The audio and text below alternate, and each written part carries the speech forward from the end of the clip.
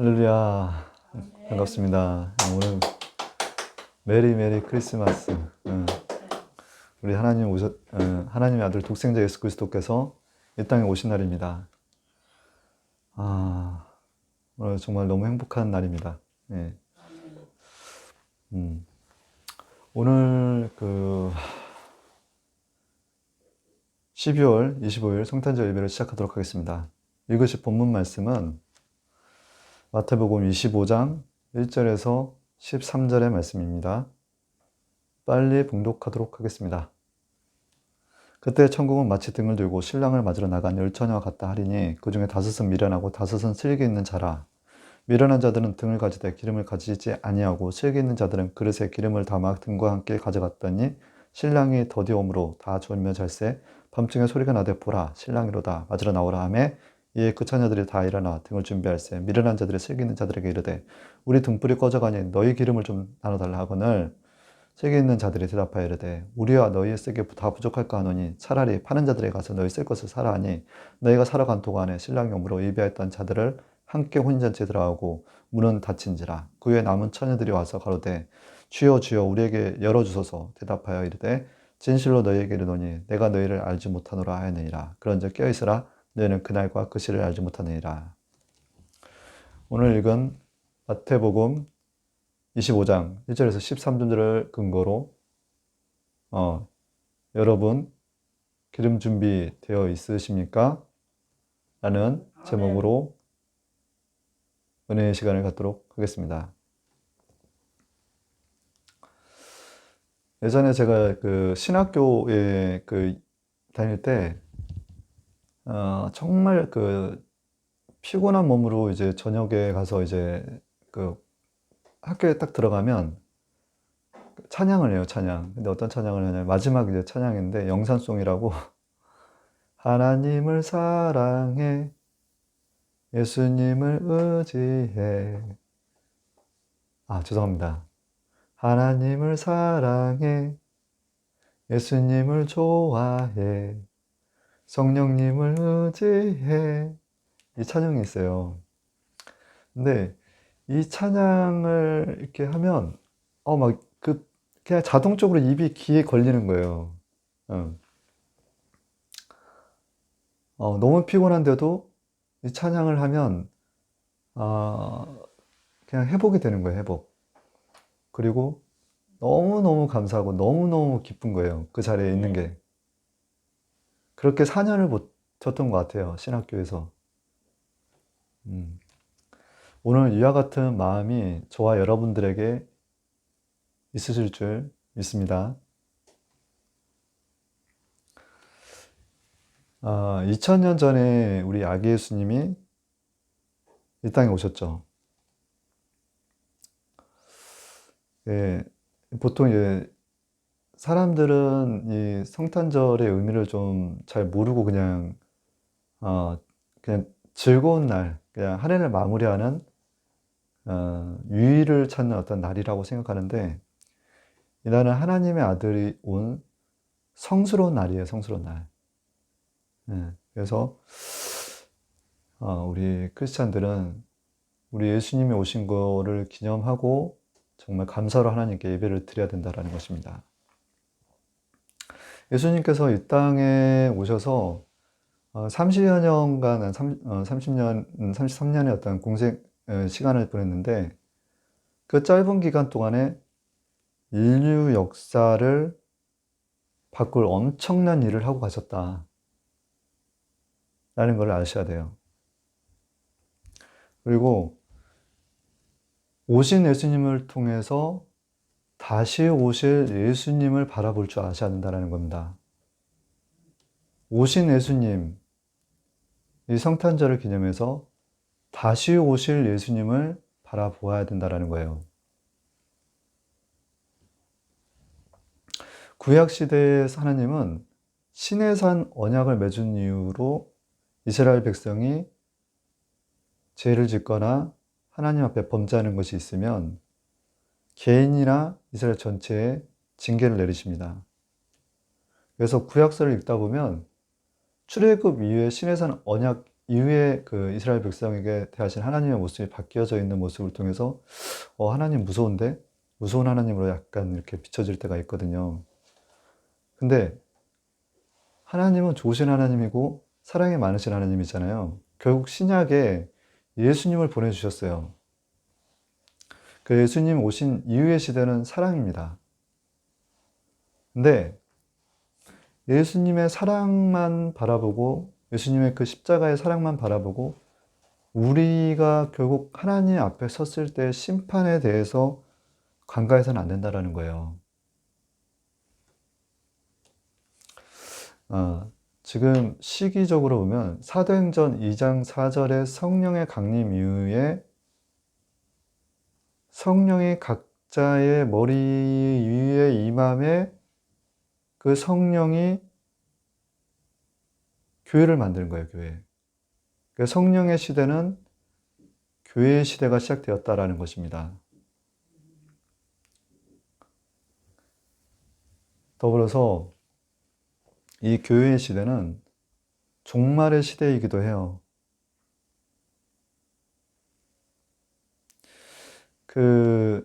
이해가 되시나요? 우리 예수님이 다시 오실 이 구간은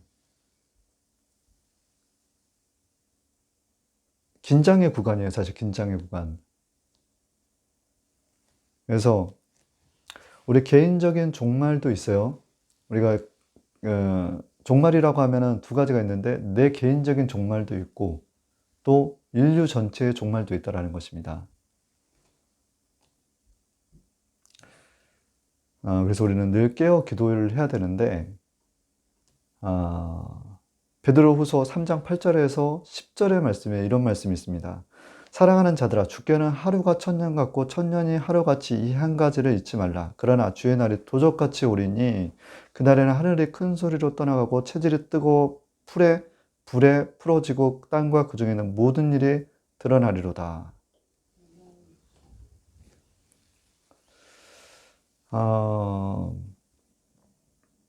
앞서 말씀드렸던 것처럼 다섯 신부에 대한 그 얘기가 있었지 않습니까? 슬기로운 다섯 신부는 기름을 준비를 했다라는 거예요.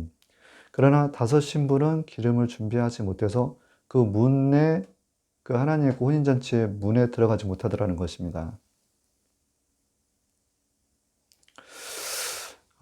여기서 말씀드리는 그 기름이라는 거는 무엇을 의미하느냐라는 건데, 기름은 성령의 충만을 얘기해요. 성령 충만.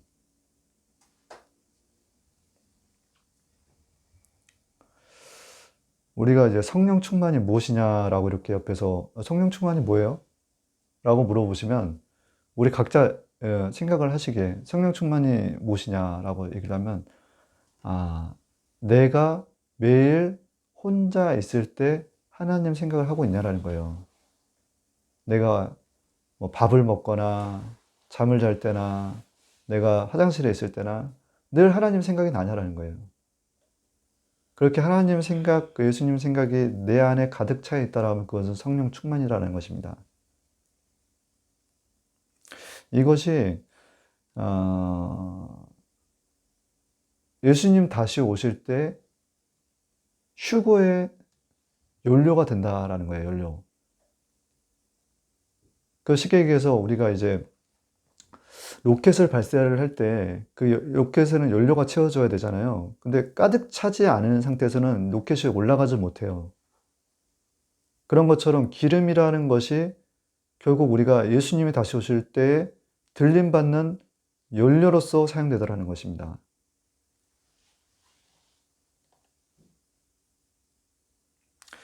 예수님 다시 오실 때 우리는 저 궁중에서 혼인잔치를 할 거예요. 공중에서 혼인잔치를 할 거예요. 그러나 이 땅에 남아있는 자들의 삶은 매우 그 큰 환난을 경험할 것이다라는 거죠.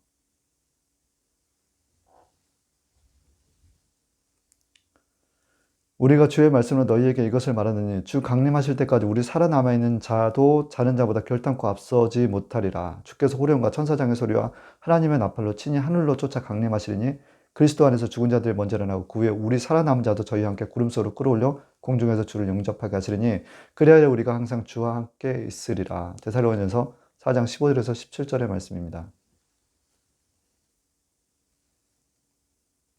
그때 두 사람이 밭에 있으면 한 사람은 데려가고 한 사람은 버려둠을 당할 것이요 두 여자가 맷돌질을 하고 있으며 한 사람은 데려가고 한 사람은 버려둠을 당할 것이니라. 마태복음 24장 40절에서 41절의 말씀이라는 거죠.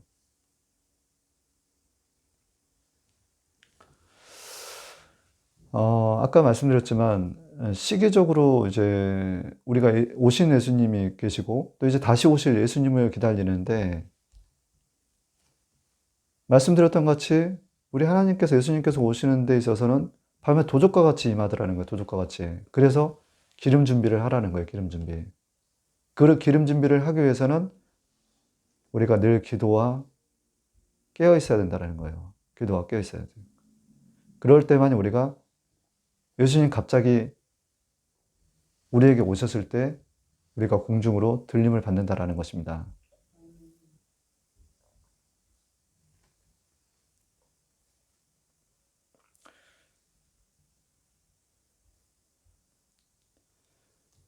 다니엘서 9장에는 내 백성과 내 거룩한 성을 위하여 이런 이래를 기한으로 정하였나니 라고 나와 있어요. 24절에 9장 24절에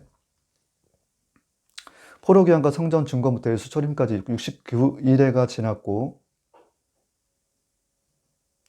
남은 기간 한 일회가 남아있다라는 거예요. 그것이 7년 대환란이라는 것입니다. 그래서 우리는 이제 69일회와 남은 한 일회 사이에 있는 거예요, 우리가.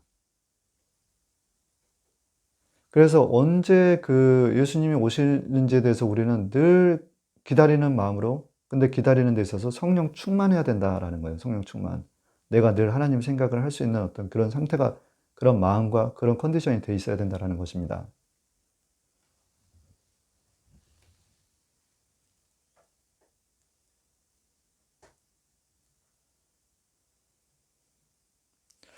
여기서 본문에서 이제 말씀하시는 것은 슬기롭다라는 거예요. 슬기롭다. 슬기로운 다섯 신부라는 거예요.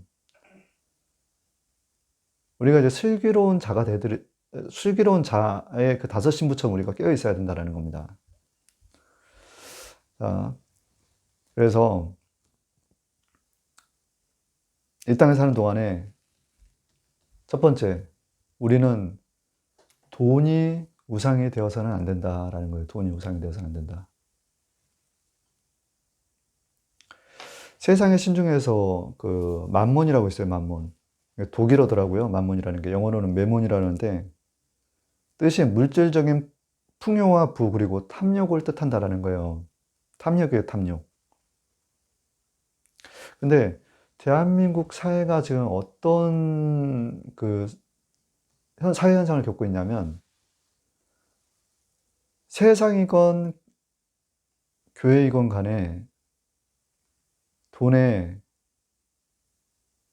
너무 미쳐 있어요.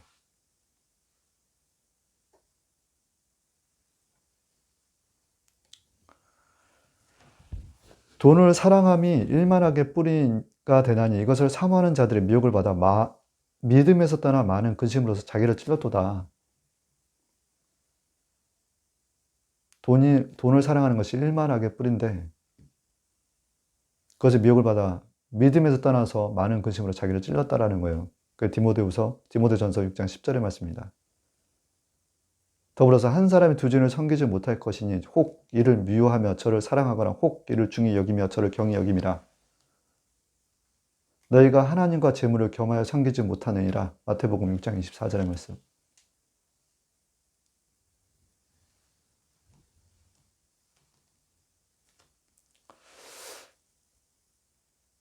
요즘은 이제 막 부동산 가격이 떨어지고 있는데 부동산의 그 거품이 얼마나 심한지 마치 풍선 같아요, 풍선. 계속 바람을 넣고 있는 거예요, 바람을. 근데 어느 순간에 빵 터져버리겠죠. 근데 그게 뇌관이 되는 거예요. 경제의 뇌관이 되는 거예요. 경계 침체의 뇌관이 될 수도 있다는 것입니다. 근데 이렇게 집값이 올라가니까 청년들이 희망이 없어라는 소리예요. 희망이 없어. 자기 이 젊은 친구들이 Z세대라고 그러지 않습니까? 이 친구들이 미래가 보이지 않으니까 어떤 현상들을 겪고 있냐면 결혼에 대한 관심이 없어요. 또 자녀를 낳고 싶어 하는 마음도 없어요. 근데 이것이 마치 하나님의 복, 아브라함의 복, 생육하고 번성하여 충만하라 라는 그 복이 대한민국에서 떠나가고 있다는 것입니다. 갈대아 우르를 지나서 하란으로 가라 했던 우리 아브라함의 하나님께서 아브라함에게 명령했던 것을 아브라함은 지키죠. 그리고 하나님께서 복을 주시는 거예요. 내 자손의 수가 바닷가에 모래알 수같이 많아질 것이다라는 거예요. 근데 지금 이 대한민국의 인구수를 보시면 알아요. 앞으로 이제 한 30년 지나면 경기도의 인구수만큼 줄어든다는 거예요. 지금 5천만 대인데 한 3천만 정도로 줄어버린다는 거죠. 그래서 야고보서 1장 15절의 말씀은 욕심이 잉태한즉 죄를 낳고 죄가 장성한즉 사망을 낳느니라라는 것입니다.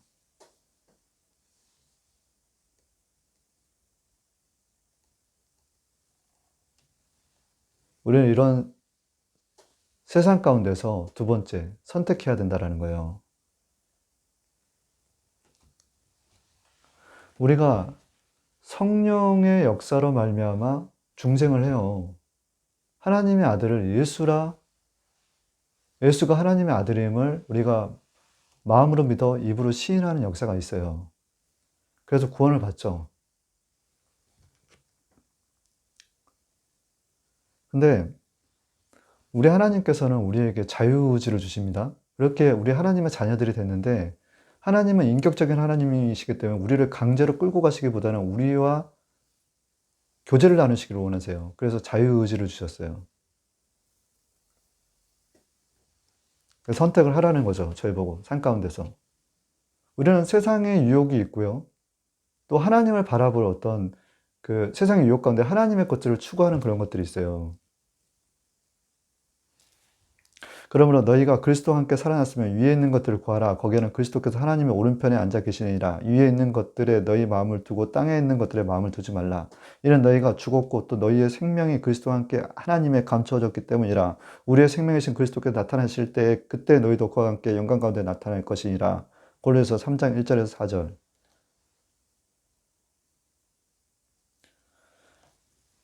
우리는 세상의 것들보다 땅에 있는 것들보다 위에 있는 것들을 추구해야 된다는 것입니다.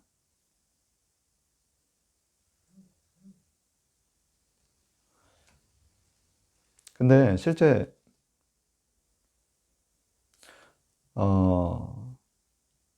다른 이들이 아닌 크리스찬들 중에서도요, 그리스도인들 중에서도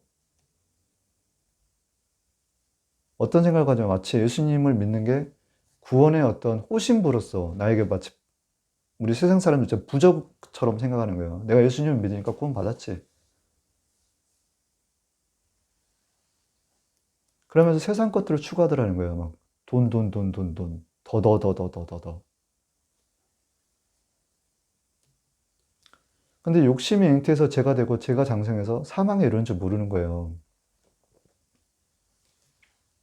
마태복음 7장 21절에서 23절에는 이런 말씀이 있죠. 나더러 주여 주여 하는 자마다 천국에 다 들어갈 것이 아니요 다만 하늘에 계신 내 아버지 뜻대로 행하는 자라 야 들어가리라. 그날에 많은 사람이 나더러 이르되 주여 주여 우리가 주의 이름으로 선지자 노릇하며 주의 이름으로 귀신을 쫓아내며 주의 이름으로 많은 권능을 행치 하였나이까 하리니 그때 내가 저희에게 밝히 말하되 내가 너희를 도무지 알지 못하니 불법에 행하는 자들아 내게서 떠나가라 하리라.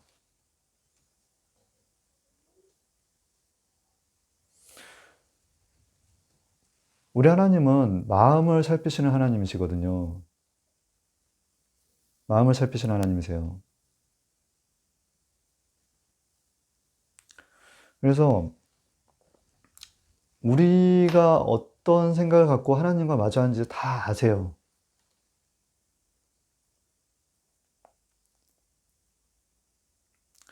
그래서 하나님께서는 어떤 개인적인 앞으로 우리 예수님 다시 오실 때에는 뭐 일 전체의 종말일 거예요, 정말. 대환란입니다, 대환란. 그러나 개인적인 종말을 먼저 맞이했건 간에 또한 대환란을 하는 상태이건 간에 우리는 그 하나님 앞에서 우리의 마음을 주님께 보여드려야 돼요. 심판대 앞에 책망받지 않기를 바라는 거죠.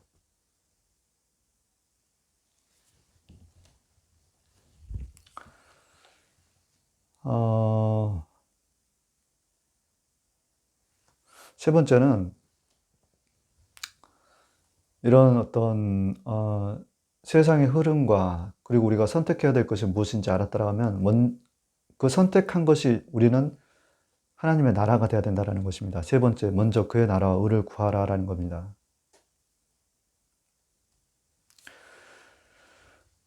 너희는 먼저 그의 나라와 그의 의를 구하라. 그리하면 이 모든 것을 너희에게 더하시리라. 마태복음 6장 33절의 말씀입니다. 우리는 선택해야 된다는 거예요.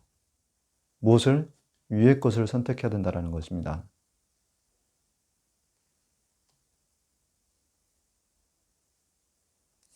내가 추구해야 될 것들을, 내가 향해야 될 것들이 흐릿하지 않습니까? 그러면 마치 화살을 쏘는데 향방 없이 날리는 화살 같다는 거예요. 그러면 향방 없이 날리는 화살 같은 관역을 제대로 맞출 수가 없어요.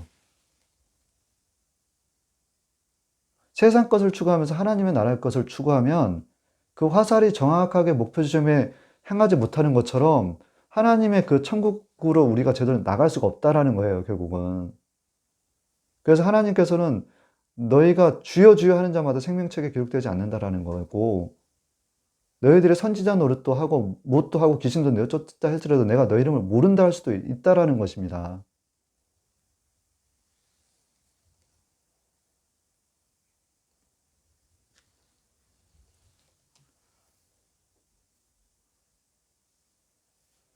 우리는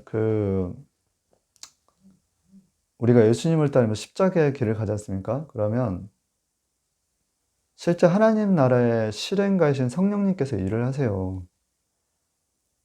십자가의 길을 따르면 우리가.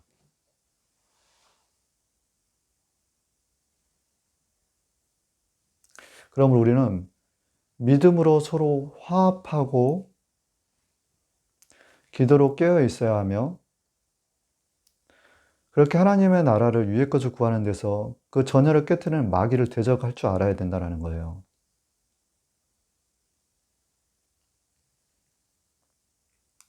우리 보통 사람에게 칭찬받는 걸 되게 좋아하거든요. 근데 하나님은 사람의 칭찬으로서 우리를 연단하세요.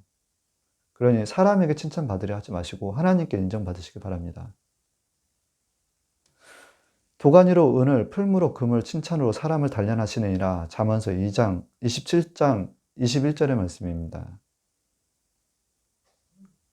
은을 도가니로 연단을 한다는 거예요. 단련한다는 거예요. 금도 마찬가지고. 그러나 하나님은 우리 사람을 무엇으로? 사람의 칭찬으로 단련한다는 거예요. 칭찬받을 때 우리는 겸손해져야 돼요. 사람의 칭찬을 받기보다는 하나님께 인정받는 삶이 돼야 된다는 얘기를 제가 말씀드리는 거예요. 그럴 때만이 우리가 십자가를 벗은 후에 저 면류관을 우리에게 씌워주신다는 것입니다.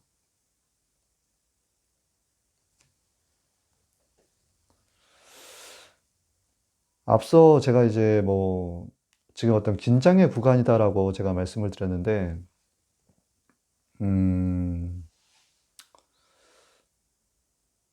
저는 이런 생각을 해보게 됐어요. 우리가 예수님을 믿으면 구원을 받지, 구원함을 받지.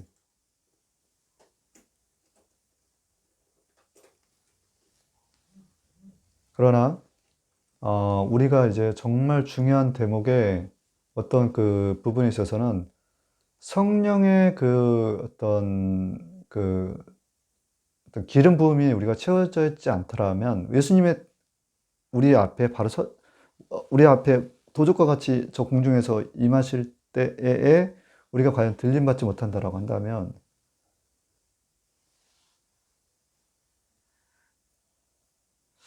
우리 하나님 앞에서 우리는 또 그 이후에 우리의 믿음의 신앙을 또 보여줘야 되는 거예요. 결론입니다. 세상이 너희를 미워하면 너희보다 먼저 나를 미워한 줄 알라. 너희가 세상에 속하였으면 세상이 자기의 것을 사랑할 터이나 너희는 세상에 속한 자가 아니요 도리어 세상에서 나의 택함을 입은 자인고로 세상이 너를 미워하느니라. 요한복음 15장 18절에서 19절의 말씀입니다.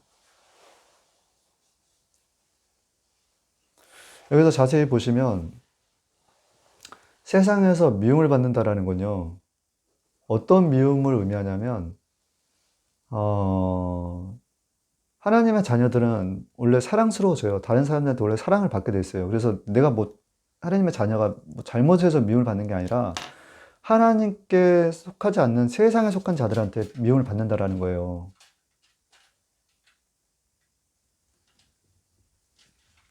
여러분, 예수님 믿을 때 편하게 믿으려 하지 마십시오.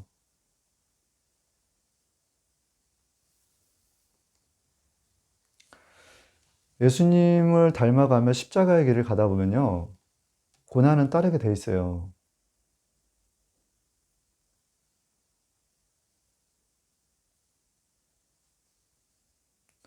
그러나 우리가 이제 그렇게 십자가의 길을 가다 보면 우리 하나님, 아까 말씀드린 개인적인 종말도 있을 수 있어요. 먼저 성경에는 더 큰 화액을 면하기 위하여 먼저 치함을 데려간다라는 구절이 있어요. 그게 무슨 말씀이냐면 개인적인 종말, 의인이 죽는 거에 대해서 우리는 해석을 여러 가지로 할 수 있는데 하나님께 더 큰 화액, 7년이라는 환란을 통과하기 전에 먼저 데려가는 것이 오히려 그에게는 복된 삶인 거예요.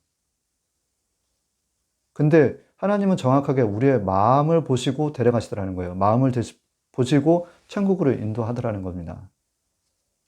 그걸 아셔야 된다는 거예요.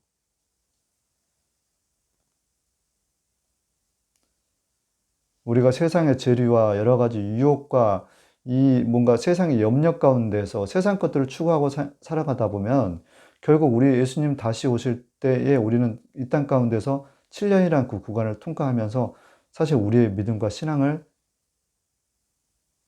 보여드려야 돼요. 근데 그 믿음은 정말 이삭죽기와 같은 거예요, 이삭죽기. 저는 이걸 통해서 하나님은 참 공의로우신 분이구나. 하나님은 정말 하나님의 자녀를 어떻게든지 한 영혼이라도 구원하시고자 하는구나 라는 생각을 해보았어요.